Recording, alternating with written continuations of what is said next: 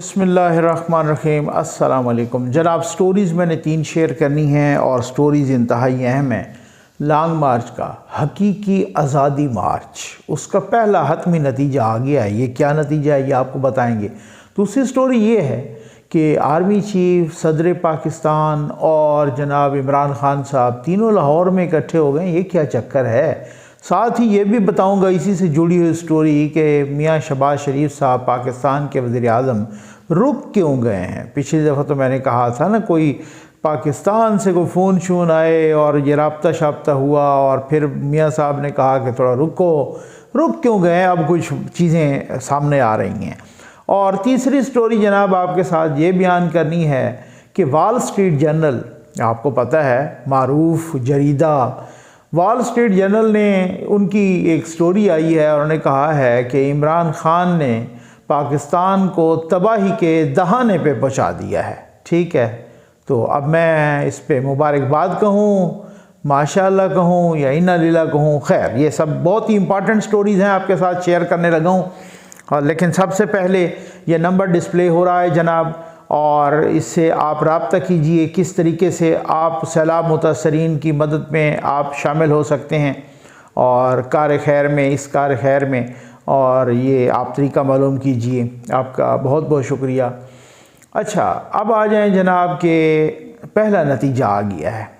पहला आप हतमी नतीजा कह लें, गैर हतमी नतीजा कह लें, सरकारी गैर सरकारी कह लें, जो भी कह लें, ठीक है ना। लॉन्ग मार्च का, हकीकी आज़ादी मार्च का, और वो ये आया है कि मोहम्मद बिन सलमान जो सऊदी अरब के वली अहद हैं, सऊदी अरब के वज़ीर आज़म हैं, वो जनाब उन्होंने अपना दौरा मुलतवी कर दिया है। ठीक, अच्छा, मैंने कुछ ज़राए से पूछा, मैंने कहा ये क्या चक्कर है। उन्होंने कहा यही चक्कर है, जब ऊधम मचा हुआ है। मुझे पहले से खदशा था, आपको अगर याद हो तो मैंने कहा था, मैं मिसाल दोहराए देता हूँ, जो मुझे लोग रोज़ सुनते हैं और कॉन्स्टेंटली सुनते हैं, वो इस चीज़ की गवाही देंगे। मैंने कहा अगर आप कोई मेरे घर में मेहमान आए और 6-7 भाई हों, हम आपस में लड़ाई शुरू कर दें, तो फिर क्या ख्याल है, वो अगर बेल बजाएगा और हम ज़ोर ज़ोर से चीख रहे हों, वो घर में दाखिल होगा या वापस चला जाएगा, है ना। ठीक है, आपको याद है ना, बस वही हुआ है। और दुख इस बात का है कि यूथियों को, FFL यूट्यूबर्स को, इस किस्म के सोशल मीडिया वालों को ये बताया गया कि उन्होंने तो आना ही नहीं था। जैसे 2014 के धरने में चीन के सदर का दौरा कैंसिल करवाया था और फिर खान साहब ने कहा कि उन्होंने तो आना ही नहीं था। उस वक़्त जिसने पुठी पट्टी पढ़ाई थी कि उन्होंने तो आना ही नहीं था, वो आजकल साहब वो खान साहब के ख़िलाफ़ हुए हैं। वो खान साहब के ख़िलाफ़ बड़े जो है ना वीलाग करते हैं और उनके वीलाग्स को बहुत सारे नूने शेयर भी करते रहते हैं, मैं नाम नहीं लेना चाहता। और वो कंटेनर पे भी खड़े होते थे खान साहब के साथ। ठीक, अब मेरा ख्याल आपको सारा क्लियर हो गया होगा। उन साहब ने खान साहब को पट्टी पढ़ाई थी कि चीन के सदर ने तो आना ही नहीं था, और खान साहब ने भी वही बात आगे चला दी। वो आपको पता है खान साहब का, ठीक है ना। तो खान साहब ने वही चला दी कि चीन के सदर ने तो आना ही नहीं था। भाई दुख का मकाम तो ये है कि फॉरेन ऑफिस महीनों इस पे काम करता है, इस तरह के दौरों पर, और महीनों जो है ना इस पे काम होता है, और उसके बाद जनाब या कोई सरबराह का विज़िट होता है, वहाँ से दावत दी जाती है, वहाँ से वो दावत कबूल होती है, वो आते हैं। अब कैसे आए वो, यहाँ पे ऊधम मचा है। दूसरी बात यह है कि आपका तकर्री पे भी ऊधम मचा है। और तीसरी बात यह है कि आप अगर आप वो आए और आप कॉर्डन ऑफ कर लें इस्लामाबाद को, और ये तमाशबीनी और इंतशार हो, तो फिर वो क्या, फिर तकर्री पर भी ऊधम मचाए कि भाई यार ये भी ज़रा कर लें, फिर उसके बाद वो करेंगे ना, फिर उसके बाद देखेंगे कि क्या ये करते क्या हैं। अगला इतनी बड़ी आके इन्वेस्टमेंट करे किसी की गारंटी पर, किसी की श्योरिटी पर, किसी पे पता चले कि आपने उसको भगा दिया, या कोई तीसरा आ गया या कोई चौथा आ गया, तो फिर ये तो होता है। फिर इसी तरीके से तो ये सूरत हाल हमने सुना था कि जो पहले पता नहीं कितने अरब डॉलर की इन्वेस्टमेंट थी, इजाफी 4.5 अरब डॉलर की इन्वेस्टमेंट आ रही थी। ठीक है, वो इन्वेस्टमेंट भी अब रुक गई। अभी जो बाकी इन्वेस्टमेंट थी वो भी रुक गई। जो चाइना के वादे इन्वेस्टमेंट के वो भी रुके हुए बहुत सारों के। भाई क्यों, हम ऊधम मचा रहे हैं ना, हमारा नया आर्मी चीफ आ रहा है, कोई चाह रहा है कि मुझे एक्सटेंशन दो, कोई चाह रहा है कि जी नया आए, कोई क्या चाह रहा है।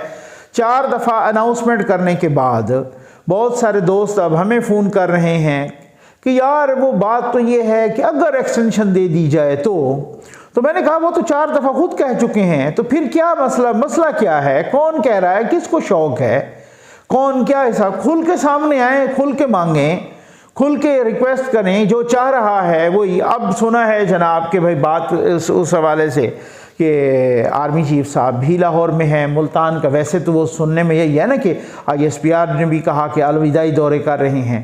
भाई जब वो ISPR ने पहले भी कहा, 2 मरतबा ख़ुद भी कह चुके हैं आर्मी चीफ, अब कल परसों वो प्रेस रिलीज़ आई है कि अलविदाई दौरे हैं, तो फिर ये एक्सटेंशन की ख्वाहिशें किधर तड़प रही हैं? एक कोई हो ना। मैं तो लगी लिपटी रखे बगैर बताता हूँ, मैं तो बिल्कुल जनाब इस तरीके से एक दबंग अंदाज में बमांगे दोल बताता हूँ। कुछ और लोग भी हैं बताते हैं, लेकिन मेरी भी वही आदत है कि मैं बताता हूँ। और मैं तो कहता हूँ कि ये जो वहाँ पे प्राइम मिनिस्टर साहब भी गए, यहाँ से वज़ीर दिफा साहब भी गए, यहाँ से मलिक अहमद ख़ान साहब भी गए, दूसरे लोग पूरी लॉबी करने के लिए गए हैं। पूरी लॉबी की गई है एक्सटेंशन के हक़ में कि एक्सटेंशन दे देनी चाहिए। ठीक है जी, मियाँ साहब नहीं माने, बड़े मियाँ साहब। अब मज़े की बात है कि हम 75 सालों में यही राग अलापते रहे कि देखो जी, किसी ने 6ठे नंबर से उठा लिया, किसी ने 4थे नंबर से उठा लिया, किसी ने 7वें नंबर से उठा लिया, किसी ने 5वें नंबर से उठा लिया। तो पहले वाले को क्यों उसके राइट्स क्यों वायलेट किए जाते हैं, उसके हकूक़ क्यों मारे जाते हैं? अब बात वही है कि वही पहले वाले को ही बनाना चाह रहे हैं और वो पहले वाले को कोई नहीं बनाने दे रहा। ठीक है ना। और वो उसके रास्ते में बड़े रोड़े अटकाए जा रहे हैं। वही पहले वाला बन जाए और पहले वाले के साथ फिर दूसरे वाला जॉइंट चीफ बन जाए, अल्लाह अल्लाह खैर सलाह, किसी को कोई ऑब्जेक्शन भी नहीं होगा। भाई मेरिट पे बात हुई है ना, सीनियरिटी की। लेकिन हम वो लोग हैं कि जो क्लर्क के लिए प्रमोशन करनी हो तो वो सीनियर उसका देखा जाता है, 17-16 ग्रेड का हो तो सीनियर। हमारे सुप्रीम कोर्ट में यही मुबैना तौर पे यही ऊधम मचा है। कोई 6ठे नंबर से उठा के, किसी को 4थे नंबर से उठा के, किसी को 5वें नंबर से उठा के सुप्रीम कोर्ट में हमने उधर भी सीनियरिटी की और मेरिट की धज्जियां उड़ाई हैं। और यहाँ पर भी वही सोच, भाई यही कहा जाता था ना कि आप 4थे नंबर से उठा के क्यों लाते हैं, क्योंकि अगले वालों को रिटायर होना पड़ता है। आप 6ठे नंबर से क्यों ज़ियाउल हक को 7वें नंबर से उठा के लाए, फलां को 4थे नंबर से उठा के लाए, फलां को 3रे नंबर से उठा के लाए। तो आप पहले नंबर से उठा के लाएं ताकि वो पहले सीनियर बने, जो बाकी हों वो अपनी मुद्दत भी पूरी करें, इत्मीनान से रहें। वैसे ये तो अगर जब आप 6ठे नंबर से उठाएंगे तो जो ऊपर वाले 5 होंगे वो सुपरसीड होंगे। आर्मी में एक रिवायत है कि वो जो सुपरसीड होते हैं वो तो वैसे ही चले जाते हैं, जब मैं इसके नीचे तो काम नहीं कर सकता ना, ये तो जूनियर है। ठीक है ना, आर्मी में हमेशा ही यही रिवायत है। और हमारा एतराज़ यही रहा है कि जी आप ऐसा क्यों करते हैं। नवाज शरीफ ने ऐसा क्यों किया? हमने नवाज शरीफ पर तनकीद की, हमने जुल्फ़िकार अली भुट्टो पर तनकीद की, हमने आसिफ अली जरदारी पर तनकीद की, हमने हर किसी पर तनकीद की कि आपने क्यों, आप ऐसा क्यों। हमने एक्सटेंशन पर भी तनकीद की। यही सूरत हाल है कि एक्सटेंशन क्यों दी, फलां ने क्यों दी। तो आज क्यों हम एक्सटेंशन के हक़ में इतनी लॉबीज़म कर रहे हैं, इतनी लॉबी चला रहे हैं एक्सटेंशन के हक़ में?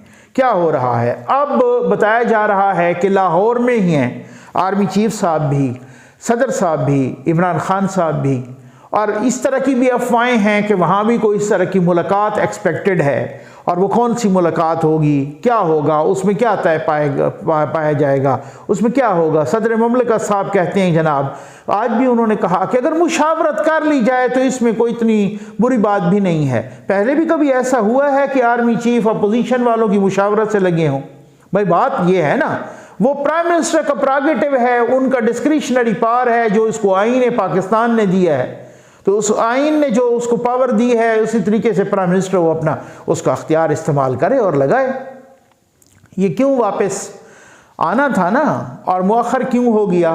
वो मुअख्खर इसलिए हुई उनकी आमद पाकिस्तान कि वो आ रहे थे एयरपोर्ट की तरफ, तो वो रवाना हो गए थे। ठीक है ना, और वो एयरपोर्ट की तरफ रवाना हो गए, उनका प्रोटोकॉल भी लग गया, बरतानवी पुलिस भी आ गई, वो जनाब बड़े मियाँ साहब से मिले भी सही, बड़े तपाक से, बड़े जज्बाती अंदाज से उनने गले मिले, एक दूसरे को चूमा, मतलब इस तरीके से अलविदा किया, दुआएं की बड़े मियाँ ने।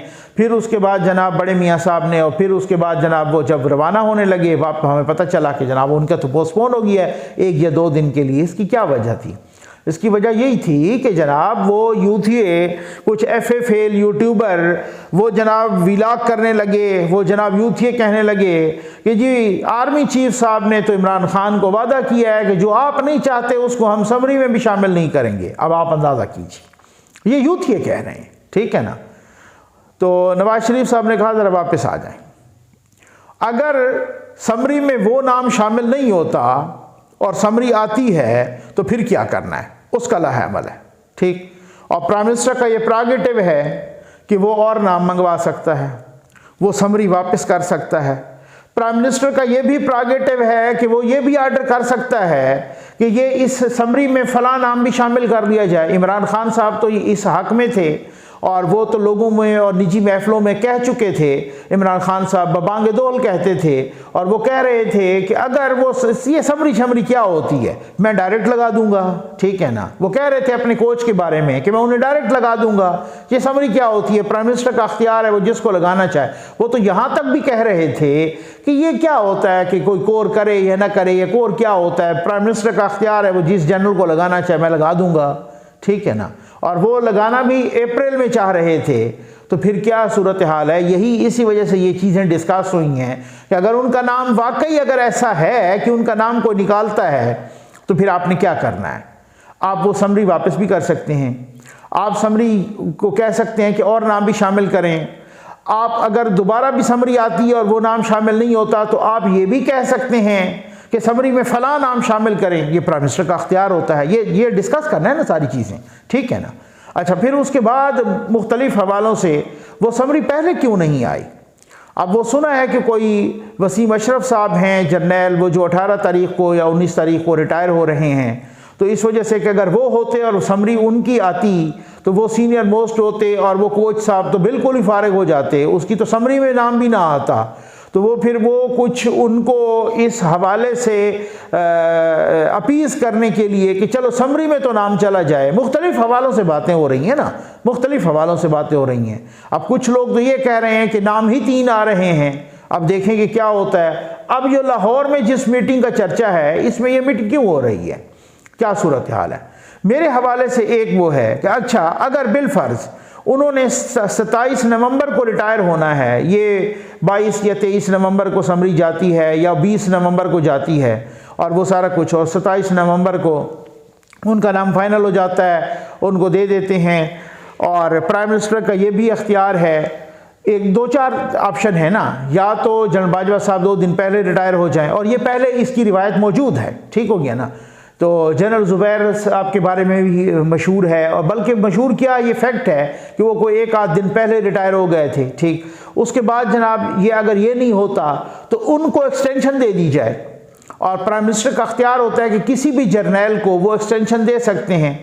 वो 15 दिनों से लेकर उससे ऑनवर्ड पता नहीं कितने दिनों तक वो एक्सटेंशन दे सकते हैं। और प्राइम मिनिस्टर अगर उनको हफ्ते की एक्सटेंशन दे दें तो इस दौरान जनरल बाजवा साहब रिटायर हो जाएंगे और वो फिर उनका नाम उसी तरह से शामिल रहेगा। एक ना ये भी है कि उनको एक्सटेंशन देने की ज़रूरत ही ना पेश आए, और जनाब वो पहले ही 19, 20 या 22 तारीख को, उन्होंने तो 27 तारीख को रिटायर होना है, तो 20-22 तारीख को अनाउंसमेंट कर दी जाए तो ऑटोमेटिकली उनकी मुद्दत बढ़ जाएगी। तो बहुत सारी चीज़ें हैं, ऑप्शंस बहुत सारे हैं। ये आसाब की जंग है जो एक लंदन में और एक फिर लाहौर में, और ये आसाब की जंग इस तरह से है कि पहले तो आप अनाउंसमेंट तो कर बैठे हैं कि जनाब मैं तो जा रहा हूँ, मुझे तो बिल्कुल चाहिए ही नहीं, मुझे तो किसी किस्म की, और बिल्कुल ऐसे ही है। और हम भी हुस्न ज़न रखते हैं और दाद दी है कि जी आपने बहुत अच्छी बात की और विदाई दौरे शुरू किए तो बहुत अच्छी बात की। तो फिर ये एक्सटेंशन की बातें कौन फैला रहा है? फिर ये मीटिंग्स किस तरह की हैं? और फिर ये क्या सूरत हाल है कि कोई आए इस्लामाबाद को कॉर्डन ऑफ करे तो इस तरीके से मजबूर किया जाए फेडरल गवर्नमेंट को? तो नवाज शरीफ तो ऐसे मजबूर होने वाले हैं ही नहीं। उन्होंने तो वहाँ भी उनको कई दफ़ा इस तरीके से कहा गया, बताया गया, कोई इधर उधर के सब्ज़ बाग या पता नहीं सुर्ख बाग दिखाए गए, वो उनमें नहीं आए, ठीक है ना।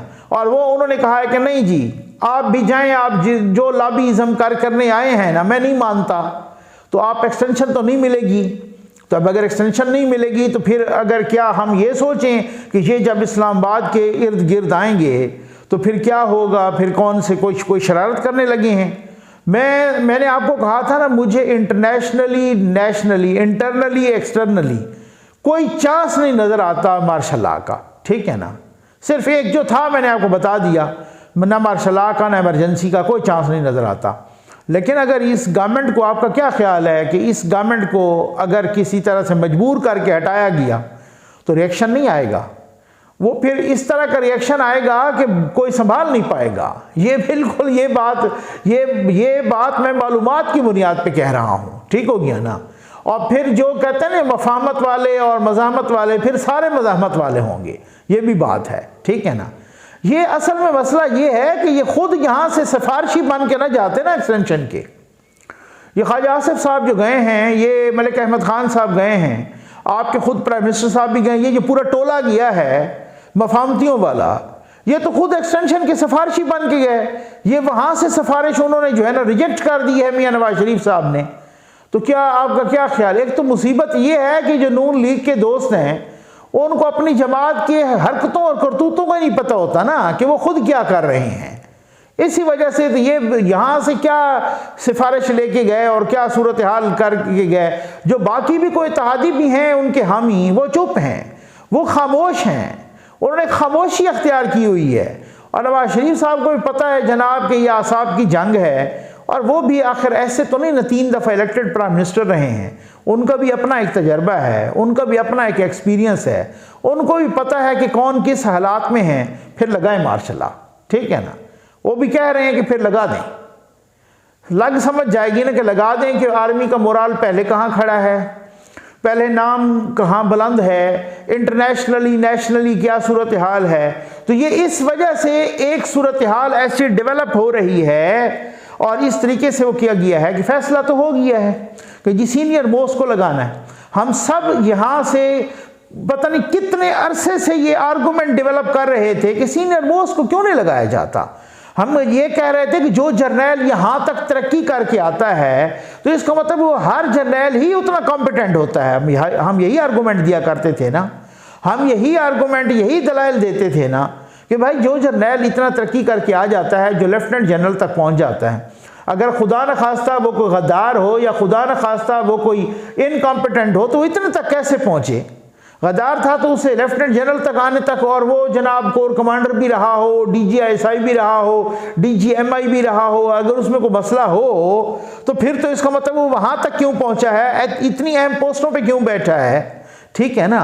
तो अब जब सीनियर मोस्ट लगे तो वो तो सबको बिस्मिल्लाह करके कबूल करना चाहिए कि भाई बात तो वाकई सच है कि सीनियर मोस्ट। और सीनियर मोस्ट भी वो कि जो मैंने आपको पिछले इसमें अरशद शरीफ साहब का वो 60 सुनवाया था कि जनाब आप सुन लीजिए अरशद शरीफ साहब को, वो क्या कह रहे हैं कि ये एक ऐसा जर्नैल है, यही आसिम मुनीर साहब के बारे में, जो हाफिज़ कुरान है, जो बड़ा नफीस आदमी है, जो बहुत ही नफीस आदमी हैं और जो सिविलियन सुप्रीमेसी पे बिलीव करते हैं। जनरल आसिम मुनीर साहब के बारे में ये मशहूर है कि ये पहला बंदा है जो पायनियर है इस फील्ड में, जो इस तरीके से इस कॉन्सेप्ट का, इस नज़रिए का फाउंडर है कि भाई आप सिविलियन को चलाने दो मुल्क, हमारा काम ही नहीं है हम मुल्क चलाएं, सिविलियन ही ये मुल्क चलाएं।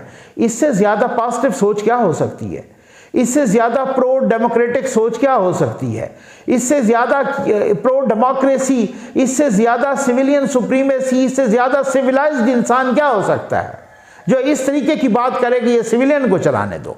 उस बंदे के लगने पे कौन सा क्या मसला क्या है यूथियों को, सिर्फ ये मसला है ना।